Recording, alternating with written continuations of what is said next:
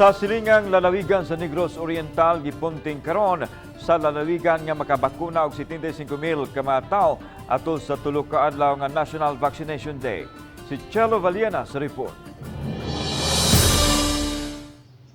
Ang 75,000 ka tawo nga mabakunahan mao'y kota nga gihatag sa Department of Health sa Negros Oriental Provincial Health Office.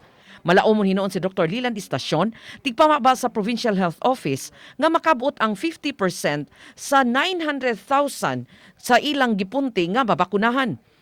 Ang 900,000 mao ang 70% sa 1.4 milyones ka mga mulupyo aron makabuot ang herd immunity sa lalawigan sa Negros Oriental. Subay niini sugod sa November 29 sa unang adlaw sa National Vaccination Day, gikinahanglan nga mabakunahan ang 25,000 ka tawo matag adlaw hangtod na sa December 1 ang katapusang adlaw sa National Vaccination Day. Adunay gitagana nga 300,000 ka mga bakuna alang sa tulo ka adlaw nga National Vaccination Days. I think all the LGUs are now told, to have their vaccination site. And then the PHO is here to augment, Uban ni Clans Gabutin, Chel Valiena, Palitang Bisdak.